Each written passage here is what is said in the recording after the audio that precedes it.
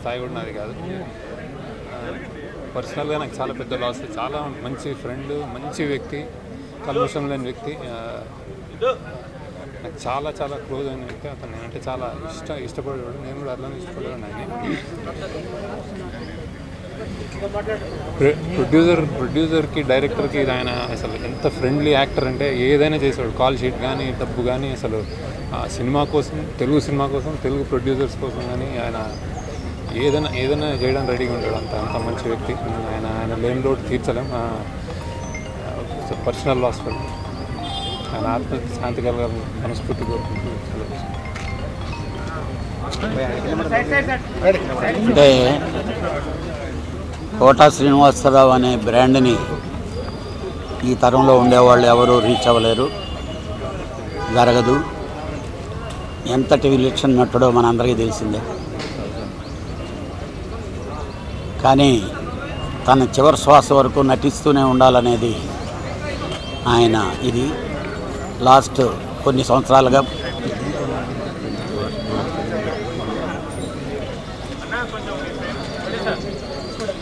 అందరికీ నమస్కారం.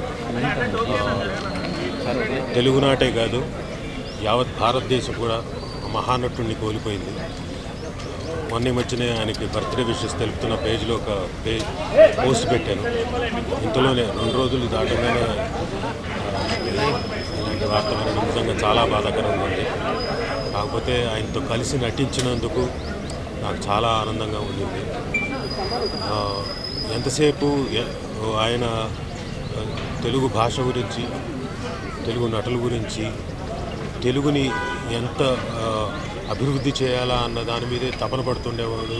అందరికీ చెప్తుండేవాడు. అందరిని పిలిచి ఆయన రా, ఇలా కాదు, మా అసోసియేషను ఎంకరేజ్ చేయండి, ఇక్కడ వాళ్ళకి పని కల్పించండి అని చెప్తుండేవాడు. ఆయన తాపత్రయం, ఆయన అంత వయసులో కూడా ఇంకా నాకు నటించే ఓపిక ఉందిరా, నేను ఐఎమ్ రెడీ టు యాక్ట్, పని కల్పించండి రా బాబు, పిలిపించు, ఎక్కడైనా వచ్చి చేస్తానని చెప్తుండేవాడు. ఆయన ఆత్మకు శాంతి చేకూరాలని కోరుకుంటూ అందరికీ నమస్కారం అండి. ఈరోజు ఉదయం లేవగానే ఇది పెద్ద షాకింగ్ న్యూస్ మాకు. ఎందుకంటే మేము ఇండస్ట్రీలోకి అడుగుపెట్టిన తొలినాళ్లలోనే కోట శ్రీనివాసరావు గారితో మాకు అనుబంధం ప్రారంభమైంది. ఎందుకంటే మా గురువు గారు టి కృష్ణ గారు దర్శకత్వం వహించినటువంటి వందే మాతరం చిత్రం ద్వారా ఆయన మెయిన్ క్యారెక్టరు విలన్గా చేయడం జరిగింది. అలాగే వందే మాతరం శ్రీనివాసు, నేను కానీ, రాజశేఖర్ గారు కానీ, కోటా గారు కానీ, మేమందరం ఆ చిత్రం ద్వారానే బయటికి రావడం జరిగింది. శ్రీనివాస్కి అయితే ఆ సినిమా పేరే ఇంటి పేరు అయిపోయింది. అలా రేపటి పౌరులు కానివ్వండి, ఇలాంటి ప్రతిఘటన, ఇలాంటి ఎన్నో మంచి చిత్రాలని మా గురువుగారి దర్శకత్వంలో కోట శ్రీనివాసరావు గారు నటించడం జరిగింది. తర్వాత నేను కో డైరెక్టర్గా వర్క్ చేసినటువంటి మామగారు చిత్రానికి ఆయన అద్భుతమైన క్యారెక్టర్ చేశారు. దానిలో ఎడిటర్ మోహన్ గారు, అలాగే ముత్యాల సుబ్బయ్య గారు నిర్మించిన సినిమాలో ద్వారా మా అనుబంధం మరింత బలపడింది. ఆ తర్వాత నేను డైరెక్టర్ అయిన తర్వాత కూడా ఆయన సూర్యవంశం చిత్రంలో చాలా మంచి క్యారెక్టర్ చేశారు.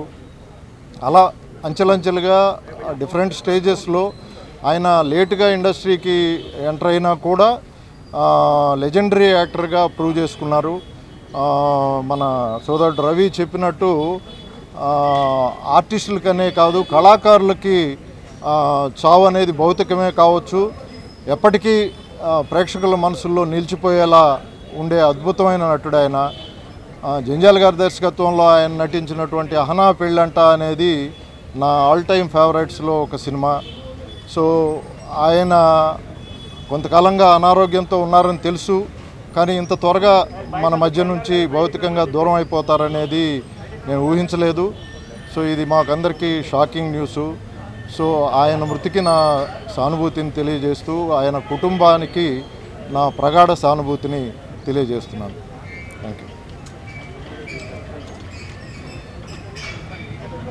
అన్ని వివరాలు మాదాల రవి గారు, భీమినేని శ్రీనివాస్ గారు చెప్పారు. ముఖ్యంగా మాకు వారి బిగినింగ్ ప్రయాణం అంటే స్టార్టింగ్లో ఆయన తొలి రోజుల్లో ఉన్న ప్రయాణం మా అందరికీ అనుబంధం అన్నమాట. అందువల్ల శ్రీను చెప్పినట్లుగా వందే మాతరం సినిమా చాలామందికి బ్రేక్ ఇచ్చినటువంటి సినిమా. ముఖ్యంగా కోటా గారికి కూడా చాలా పెద్ద బ్రేక్ అది. ఆ తర్వాత ప్రతిఘటన. సో అట్లా టీ కృష్ణ గారు, మా అన్నగారు టీ కృష్ణ గారు, మాదాల రంగారావు వీళ్ళ ఈ నేపథ్యానికి ఆయనకు ఎక్కువ దగ్గర సాన్నిధ్యం ఉంది. తర్వాత కాలంలో అందరూ ఇక్కడ ఫిలిం నగర్లోనే ఉంటాం కాబట్టి చాలా సందర్భాల్లో వారిని కలవడం జరిగింది. సరే, అనారోగ్యం అందరికీ వచ్చేది తప్పకుండా. నిజంగా ఆయన చాలా గొప్ప అచీవ్మెంట్ చేశాడు. మనం అందరం గుర్తుపెట్టుకునే ఒక గొప్ప మహానటుడు. వారి మరణం నిజంగా తెలుగు సినిమా పరిశ్రమకు చాలా తీరని లోటు. వారి కుటుంబ సభ్యులకు ప్రగాఢ సానుభూతిని, సంతాపాన్ని తెలియజేసుకుంటున్నాను. కోటా గారు ఎంత విలక్షణమైన నటుడో మనందరికీ తెలిసిన విషయమే.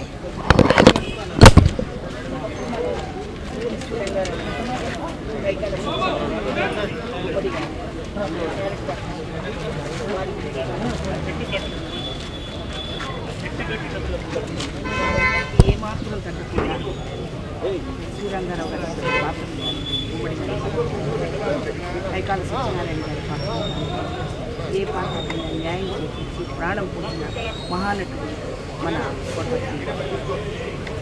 సినిమా ఇండస్ట్రీలో ఆయన చాలా చాలా అటువంటి గొప్ప నటుడు.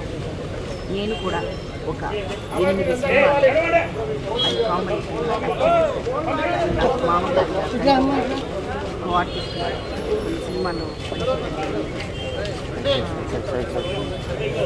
ముఖ్యంగా స్టేజ్ నుంచి వచ్చిన ఆర్టిస్ట్ ఆయన ఎంతో ప్రాధాన్యత. నేను స్టేజ్ ప్రతి సినిమాలో ప్రతి సీన్లో తెలుగు కళాకారులకు ప్రాధాన్యత ఇవ్వలేదు అనే విషయంలో ఆయన ఎంతో అసంతృప్తి పడుతుంది, పోరాడారు.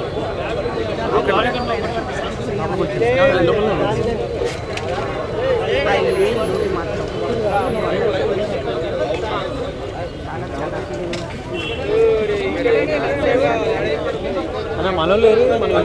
అద్భుతమైన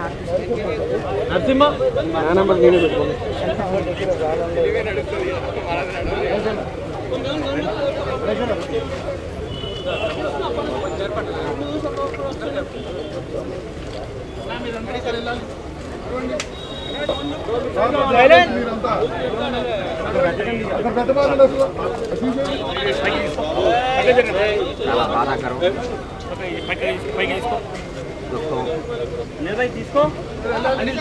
తెలుగు చలచిత్ర పరిశ్రమ కాదు, భారతీయ కళారంగం ఒక గొప్ప శ్రోతాన్ని కోల్పోయింది. కోటా బాబాయ్ నాకు తెలిసి ఇండియాలోనే ఫైనెస్ట్ యాక్టర్ కోటా. 83 ఏళ్ళ వయసులో గత 20 రోజుల నాడు ఆయన దగ్గర రావడం జరిగింది. చాలాసేపు కూర్చుంటే ఆయనే చూపించారు, ఒకసారి వచ్చుకోరాలి వస్తే ఆయన అండి ఆయన విషయాలు చెప్పుకుంటూ వాళ్ళ మనవల నెంబర్ నాకు ఇచ్చి నా నెంబర్ సరే ఎప్పుడు ఏ అవసరం ఉన్నా ఈ పిల్లలతో రెస్పాన్స్ తీసుకుంటా ఉన్నాను. నాకు బాధ్యత వహించడం అనిపిస్తుంది. ఆ రోజు ఆయన కాలు ఆయన పని చూసి చాలా దుఃఖపడ్డాను. ఎందుకంటే ఆయన నటుడుగా ఆయన చేసిన పాత్రలు, ఆయన చేసిన విధానం, ఆయన జరిగిన జీవన శైలి, ఆయన బతికిన జీవన శైలి ఆయన కోల్పోవటం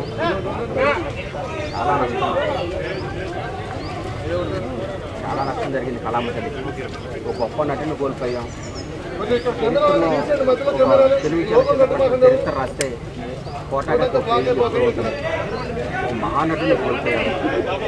ఆయన పవిత్ర ఆత్మకు శాంతి జరగాలని ఆయన కుటుంబ సభ్యులకి ప్రగాఢమైన సానుభూతి తెలియజేస్తూ తెలుగు చలనచిత్ర పరిశ్రమ ఆయన కుటుంబానికి ఎప్పుడు అండగా ఉంటుంది. ఆ కుటుంబానికి మేమందరం ఒక బిడ్డలాగా ఆశీలాగా నిలబడుతుంది. ఎక్కడున్న ఆయన ఆశీస్సులు మాకు ఉండాలని, ఆయన ఎక్కడున్న చల్లగొండాలని తెలిసిన వార్త అబద్ధమైతే బాగుండు అనిపించింది. మా తెలుగు తెరకు పెద్ద దిక్కున ఒక భీష్మాచార్యుడిలాగా నటనలో కావాలంటే గ్రాము నుంచి టన్నుల వరకు అడిగి మరీ ఇచ్చేంత నటన ఉండి మా లాంటి మేము తెరకు వచ్చేటప్పుడు మేము చూసినటువంటి ఒక హీరోలను చూస్తుంటాం. ఆ తర్వాత కోట గారిని చూసి ఇలా నటించాలరా అని ఆయన దగ్గర నేర్చుకున్న పాఠాలు, గుణపాఠాలు మేము కొండపొలం అనే సినిమాలో చేసినప్పుడు, అంతకుముందు ఉత్సవం అనే సినిమా సెట్కి వచ్చినప్పుడు ఎన్నో విషయాలు మాతో షేర్ చేసుకొని ఎలా ఉండాలి, ఎలా చేయాలి, ఒక రూపంలో కావచ్చు, నటనలో కావచ్చు, ఆయన దగ్గర ఒక గ్రంథాలయంలో ఉన్నటువంటి సబ్జెక్ట్ లాగా మాకు ఎన్నో చెప్పినప్పుడు ఇంకా తెలుసుకోవాలనుకున్నప్పుడు అప్పుడప్పుడు పిలుచుకొని మాట్లాడేటప్పుడు ఎన్నో విషయాలు మాతో పంచుకున్న విషయాలు కావచ్చు. మా జీవితంలో అవన్నీ పనికొస్తూ ఉంటాయి. కానీ ఈ వార్త అబద్ధమైతే బాగుండు, మా గురువు గారు బతికే ఉంటే బాగుండు అనిపించి మనందరికీ అలా వీడుకోలు చెప్పి ఆయన శివైక్యం అయ్యడం జరిగింది. ఆయన లేని లోటు తెరకు బాగా తెలుస్తుంది. ఏ కాలమైనా ఆయన నటించినప్పటి నుంచి ఇప్పటి వరకు తెలుగువారి కోసం, తెలుగువారిని ప్రోత్సహించడానికి ఆయన వంతు కృషి చేశాడు. మేము ఎప్పుడు ఆయనకు రుణపడి ఉంటాం.